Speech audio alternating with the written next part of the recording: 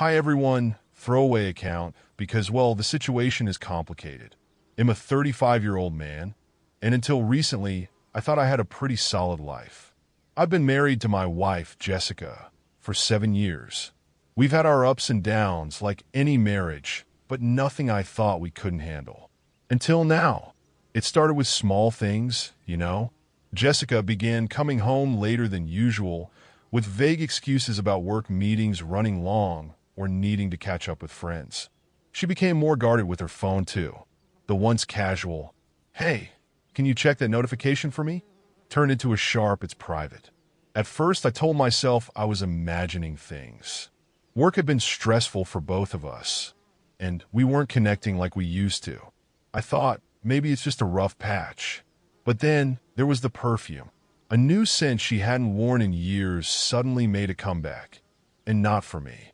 I didn't want to jump to conclusions. I loved her, trusted her.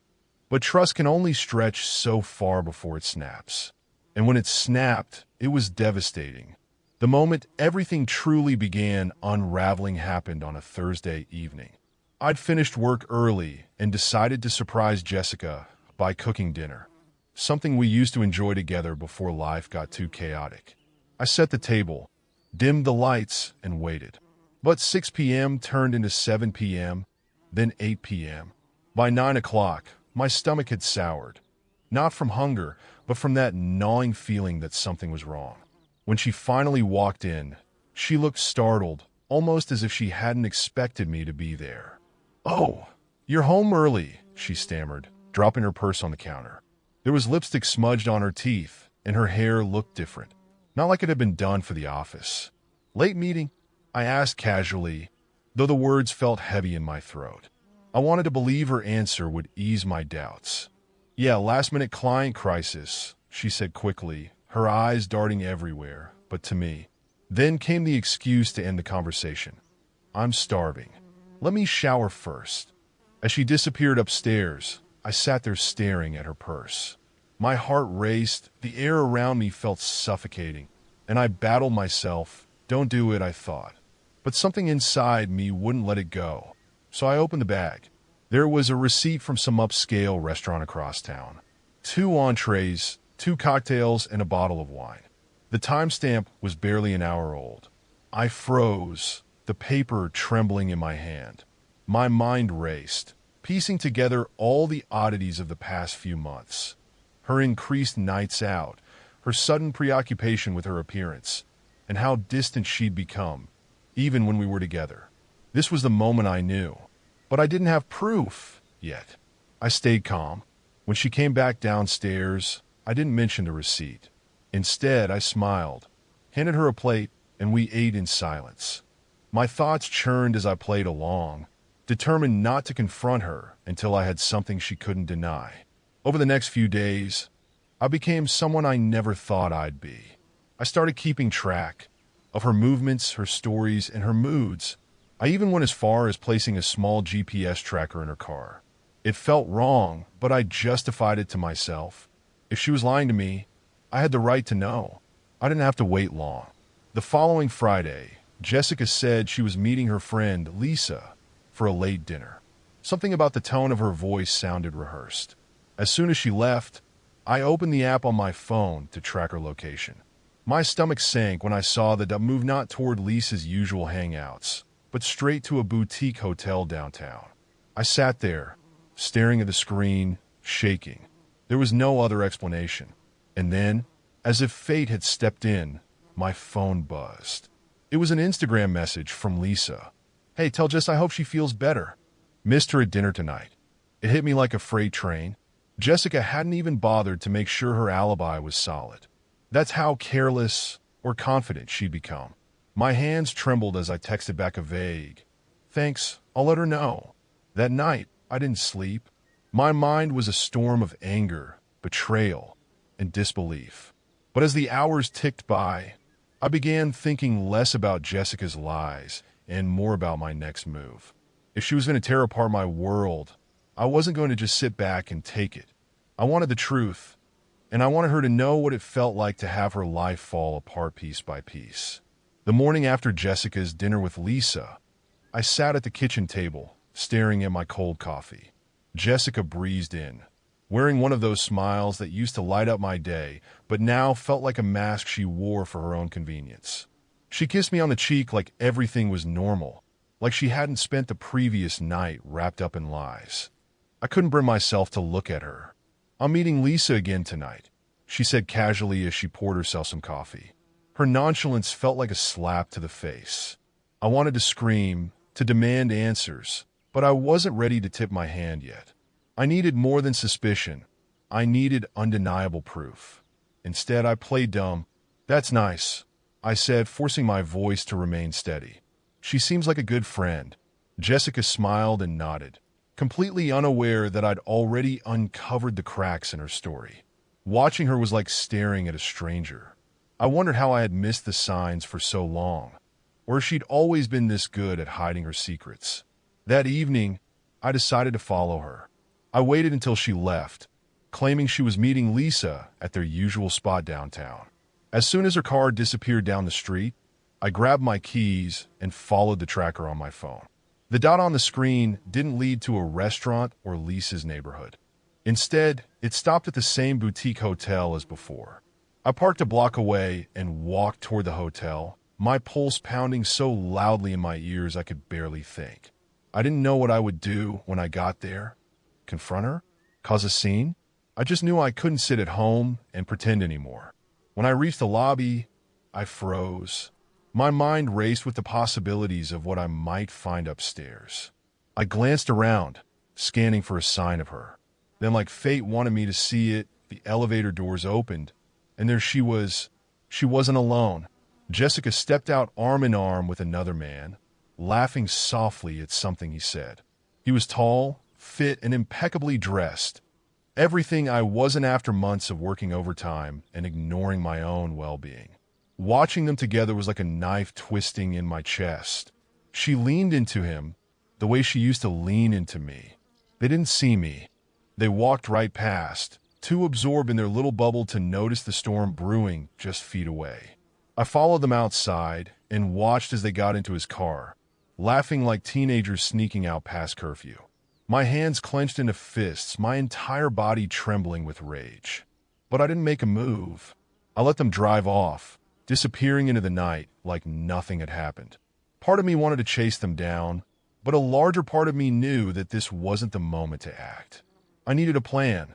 The next day, I called Lisa. It was a gamble, but I figured she might know something, or at least help me confirm what I already suspected. When she answered, I could hear the hesitation in her voice.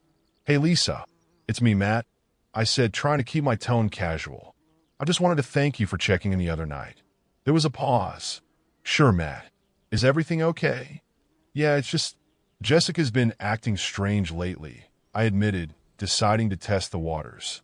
"She says she's been spending time with you a lot, but something feels off." Lisa sighed heavily. "Matt, I don't want to get involved, but I haven't seen Jessica in weeks. She's been dodging my calls too."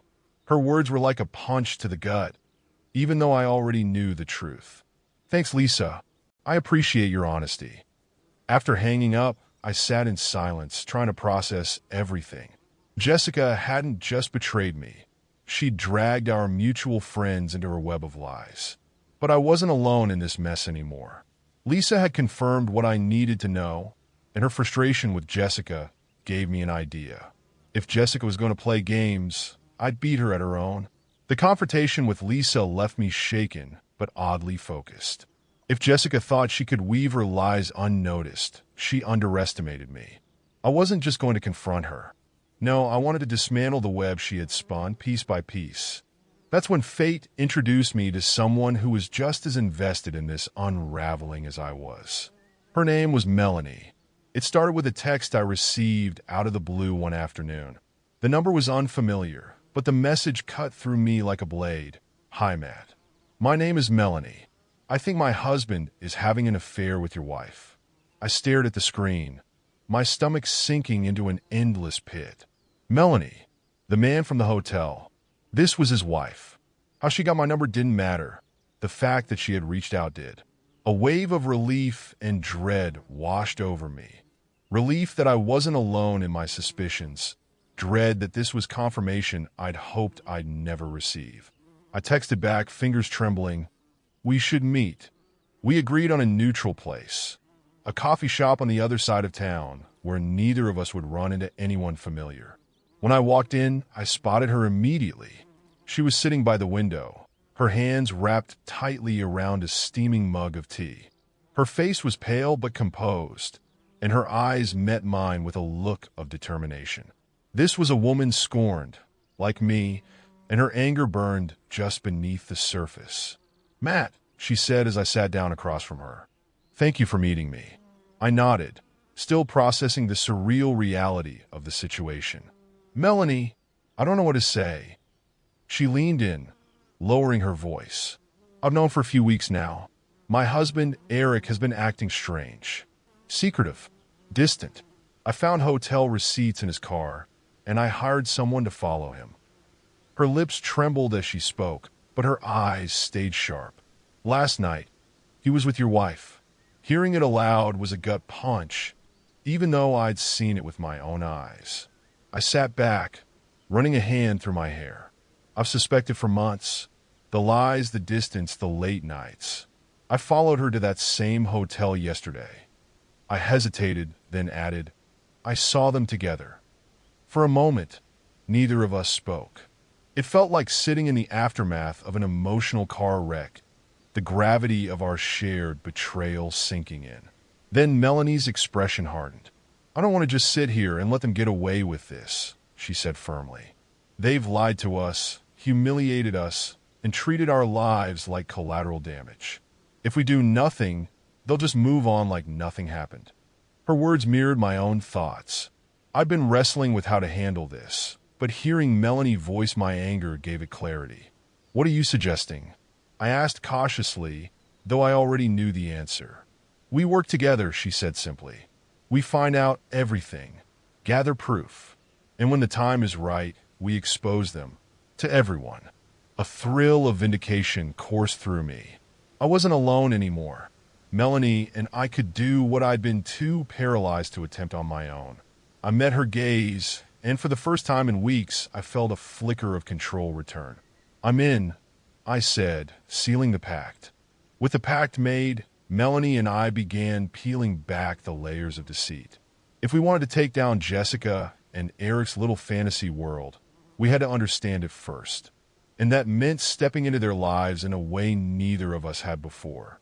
It started small. Melanie had access to Eric's phone records and a decent grasp of his schedule. From her, I learned the times and places he was most likely to meet Jessica. In return, I shared what I knew about Jessica's routines and her increasingly erratic behavior. Together, we formed a plan. I would get close to Eric, and Melanie would do the same with Jessica. We'd infiltrate their lives and gather every piece of dirt we could. My first move was at the gym. Eric was a regular there.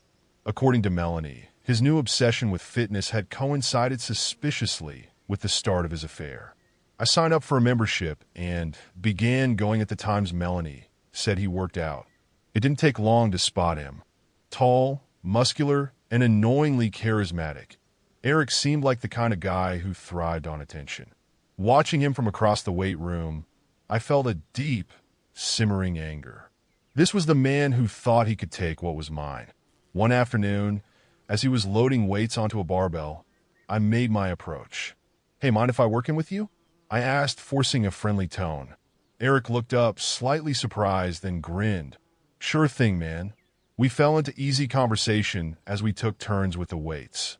I kept my questions casual at first, what he did for work, how long he'd been coming to this gym, but slowly I began steering the conversation toward relationships. Eric, to my surprise, seemed almost eager to brag.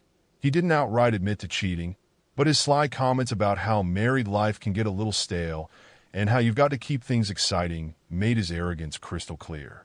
Meanwhile, Melanie was working her own angle. She began reaching out to Jessica under the guise of wanting to bond over shared interests. Jessica, oblivious to Melanie's true intentions, welcomed the attention. Over coffee and drinks, Jessica let her guard down, painting a picture of herself as a misunderstood wife trapped in a boring marriage. According to Melanie, Jessica even described Eric as her escape.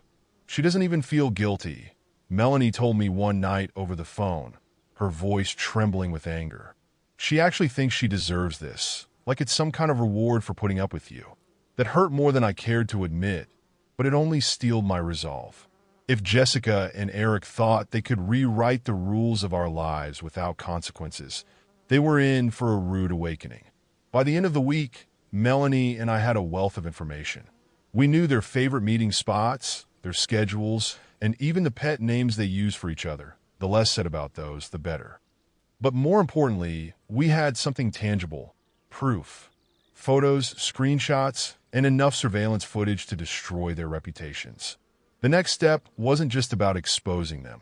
It was about making them feel the weight of every lie, every betrayal, and every moment they thought they'd gotten away with it. We weren't just going to confront them. We were going to dismantle everything they had built. Once we had the proof, Melanie and I knew it was time to start dismantling Jessica and Eric's little bubble. Confrontation was tempting, but it was too direct. We wanted them to experience the same confusion, humiliation, and pain they'd inflicted on us. It was time to make them question their own footing, inch by inch, piece by piece. Our first move was subtle but effective. Melanie discovered through Eric's text that he and Jessica had been sneaking around using his work as a cover. His boss, a by-the-book type who hated any whiff of scandal, had no idea. Melanie crafted an anonymous email detailing concerning behavior and attached a few select photos of Eric and Jessica entering a hotel together during business hours. It worked better than we could have hoped. Eric called Melanie that evening, furious about a witch hunt at work. He was under investigation, and his boss had put him on unpaid leave pending further review. Melanie played her role perfectly, feigning ignorance and offering him support. Meanwhile, I couldn't help but savor the poetic justice. He had risked everything for a cheap thrill, and now the cracks were starting to show. Jessica was next. She'd been telling her friend she was exploring new opportunities, but hadn't mentioned that her opportunities involved hotel rooms and another woman's husband. Melanie and I started planting seeds among our mutual acquaintances. We didn't lie. We simply asked pointed questions in the right circles. Has Jessica been acting a little off lately? Melanie would say, I've noticed she's not been herself. It didn't take long for whispers to start, and Jessica's carefully curated facade began to crumble. I took a more direct approach. Jessica had always been meticulous about her image, particularly online. She prided herself on her Instagram account, which was full of picture-perfect posts about self-care and cherishing relationships. It made me sick. Using an anonymous profile, I began dropping subtle comments under her photos. Nothing too overt, just enough to rattle her. Under a selfie caption, "Grateful for life's blessings," I wrote, "Does your husband know how grateful you are?" The comment was deleted within minutes, but I knew she saw it.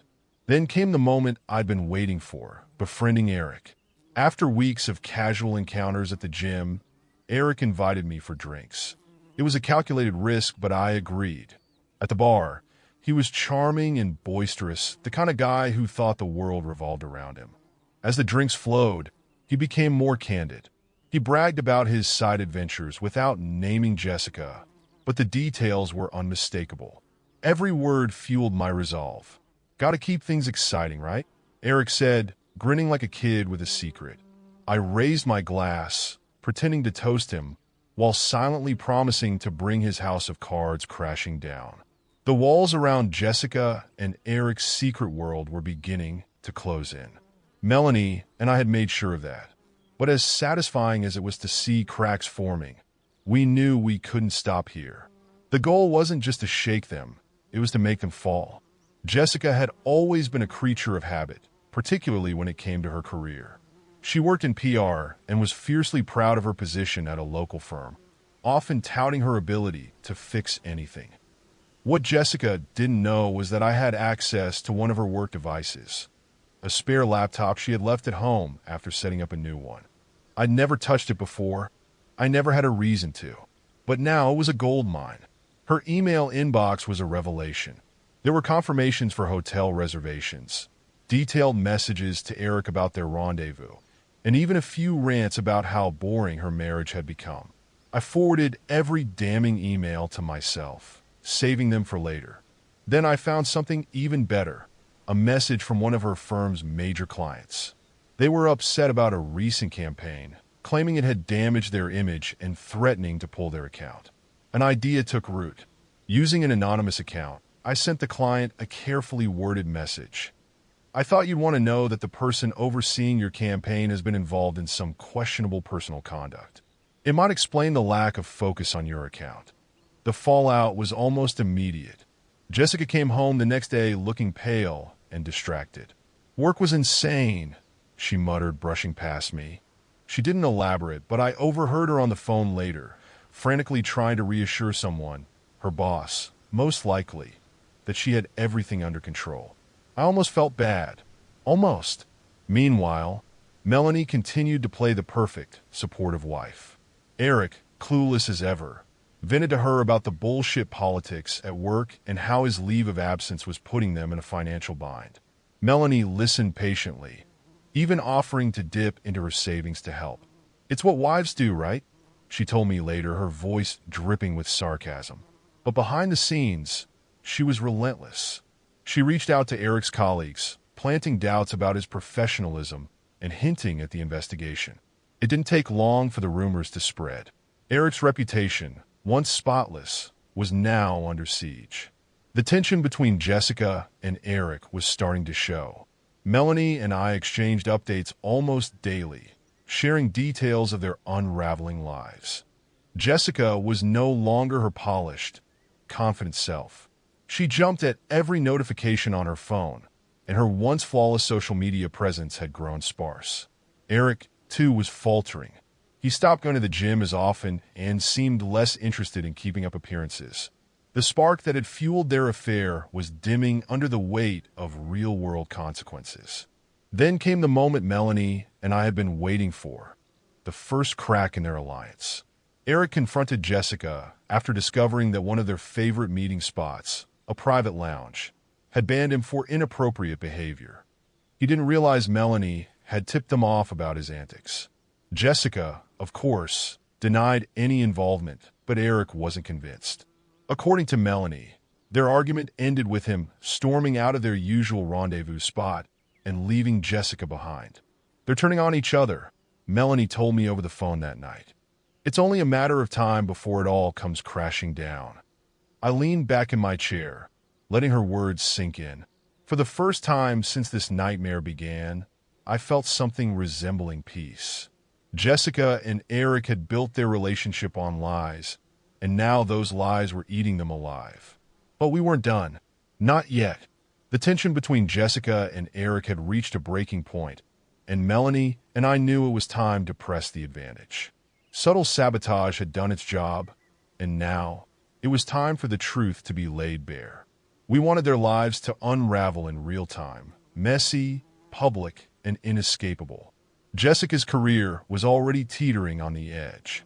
The anonymous tip to her firm's client had caused a ripple effect, and she was under scrutiny from her boss.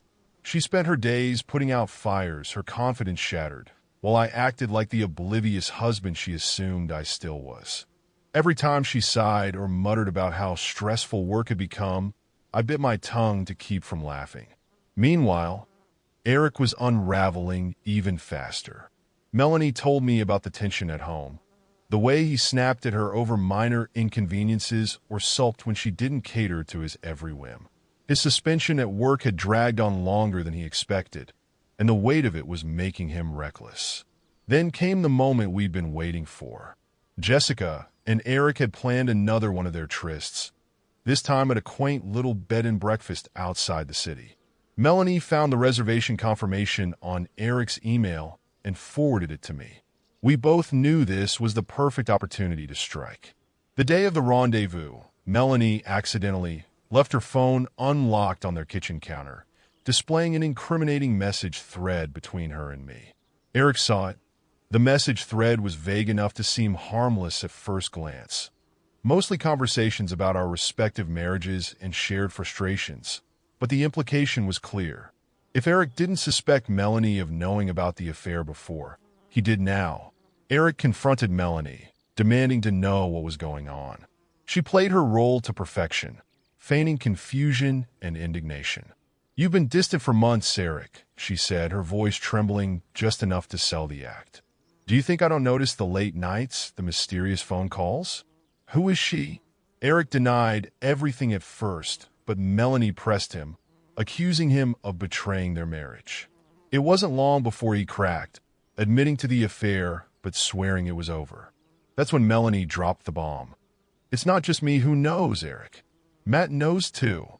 Eric froze. According to Melanie, his face went pale as the reality of his situation sank in. The walls were closing in, and there was no way out. At the same time, I was setting my own trap for Jessica. Armed with screenshots of her messages to Eric, I arranged to meet her at home under the pretense of wanting to talk. When she arrived, she found me sitting in the living room with a folder of evidence spread out on the coffee table. Her face went through a series of emotions: shock, fear, and finally, anger. "What is this?" she demanded, her voice shaking. "It's everything, Jessica," I said calmly. "Every lie, every betrayal. You and Eric didn't just cheat on us. You destroyed our trust, our lives. Did you think we wouldn't find out?" She sputtered, trying to defend herself, but the weight of the evidence left her no room to deny it. I let her flounder for a moment before delivering the final blow. "I've already spoken to Melanie," I said. "We've known for weeks. The two of you thought you were so clever, but now it's over." Jessica crumbled, falling back onto the couch as tears filled her eyes. I didn't feel the slightest bit sorry for her. She hadn't cried for me when she was sneaking off to meet Eric, and I wouldn't cry for her now. Jessica's tears fell freely, but I didn't feel the empathy I might have once mustered. She was no longer the woman I had trusted, the person I'd built my life with. She was someone who had methodically destroyed everything we'd shared, and now she was facing the consequences. "What happens now, Matt?" she finally asked, her voice barely a whisper. I leaned back in my chair, folding my arms. "What happens now is simple. Everyone finds out." Her head snapped up, eyes wide with panic. "You can't do that. Think about my career." "About your career?" I cut her off, my voice cold. "That's your concern right now? Not what you've done to me. To us," she stammered, but I didn't give her a chance to continue. "I don't owe you anything, Jessica. Not my silence, not my loyalty, and certainly not my protection." I got up and walked away, leaving her to stew in the weight of her own actions. This wasn't just about revenge anymore. It was about reclaiming my dignity and making sure she and Eric couldn't escape the fallout of their choices. Meanwhile, Melanie had her own moment of reckoning with Eric. After their heated confrontation, she made it clear that she wasn't interested in his apologies or excuses. Instead, she began systematically exposing him in the circles that mattered most to him. Eric's workplace, already teetering on the edge of firing him after the anonymous tip about his conduct, became the first target. Melanie sent a carefully crafted email to his boss. "As someone who values professionalism," she wrote, "I thought you'd want to know about the real reason behind Eric's recent absences." Attached were pictures of Eric and Jessica entering the hotel they'd frequented, time-stamped and indisputable. Eric was called into a meeting the next day and left the building with a box of his belongings. Melanie's account of his return home was deliciously ironic. "He had the nerve to act like I'd betrayed him," she told me over the phone, laughing bitterly. "He's a coward, Matt. The moment things get tough, he blames everyone but himself." Jessica's exposure followed swiftly. Using the emails I collected from her work laptop, I anonymously tipped off one of her firm's competitors, an old rival she'd clashed with during a prior campaign. I made sure the emails about her indiscretions found their way into the right hands. Within days, Jessica's boss confronted her during a staff meeting. According to a friend of hers who worked there, the fallout was immediate. She was asked to resign by the end of the week. But the exposure didn't stop at their professional lives. Melanie and I coordinated the ultimate social reveal, a public confrontation that neither Jessica nor Eric could talk their way out of. It was risky, but we were both done playing it safe. They had dragged us through hell, and now it was their turn to face the music. We planned it for a local charity gala, one that Jessica and Eric often attended with their friends and colleagues. Melanie, ever the planner, secured tickets for us, dressed to the nines. We walked in like we belonged there, determined to end the charade in front of their carefully curated social circle. We waited until Jessica and Eric were deep in conversation with a group of mutual friends. Then Melanie and I approached, each holding envelopes filled with printed screenshots, photos, and emails. Without a word, we handed them out to the group. "What's this?" one of Eric's friends asked, flipping through the evidence. "It's the truth," Melanie said calmly. "About Jessica and Eric. We thought you all deserved to know." The room went silent as realization dawned. Jessica turned bright red, while Eric stammered, trying to explain it away. But there was no explanation that could undo the damage. The evidence spoke for itself. When the evening ended, Jessica and Eric's reputations were in tatters. The people they'd worked so hard to impress now saw them for what they truly were: liars, cheaters, and frauds. For the first time in months, Melanie and I felt a sense of closure. The exposure was complete, but our next steps would be personal. The fallout from the gala was everything Melanie and I had hoped for, and more. The shockwaves rippled through Jessica and Eric's social and professional circles. Their once polished images were irreparably tarnished. Mutual friends avoided them like the plague. Their colleagues whispered behind their backs. And the small worlds they'd worked so hard to build crumbled under the weight of their own lies. For me, the final confrontation with Jessica came a few days later. I came home to find her sitting at the kitchen table, surrounded by half-packed boxes. Her face was pale, her eyes red and puffy from crying. I stood in the doorway, watching her for a moment, trying to summon even a shred of pity. I couldn't. "Matt," she started, her voice breaking. I raised a hand to stop her. "Don't," I said firmly. "There's nothing you can say that will fix this." She let out a shaky breath, nodding. "I'm leaving," she said quietly. I figured it's the least I can do. I wanted to tell her that leaving wasn't enough, that no amount of apologies or gestures could erase what she'd done. But instead, I just nodded. "Good." As she stood to leave, she paused at the doorway, clutching her suitcase. "For what it's worth," she said softly, "I never wanted to hurt you." I met her gaze, my voice cold. "You didn't just hurt me, Jessica. You destroyed everything we had. And you didn't even have the decency to feel guilty about it." She flinched at my words, but didn't argue. Instead, she nodded once and walked out the door. I watched her go, feeling a strange mix of relief and sadness. It was over. Melanie's parting with Eric was far less civil. After Eric was fired from his job, he came home to find that Melanie had changed the locks and packed his belongings into garbage bags on the front lawn. "I didn't bother pretending to care," she told me later. "He didn't deserve a shred of my kindness." Eric begged her for another chance, but Melanie stood firm. "I told him he could try his luck with Jessica," she said with a bitter laugh. "Good luck building a life with someone who's as selfish and deceitful as he is." As the days turned into weeks, Melanie and I found ourselves talking less about Jessica and Eric and more about our own healing. The shared bond that had fueled our alliance was no longer needed. We had won. The aftermath wasn't easy. Moving on felt like trying to rebuild a house after a hurricane, slow, uncertain, and exhausting. But for the first time in months, I felt a glimmer of hope. The betrayal had broken me, but it hadn't destroyed me.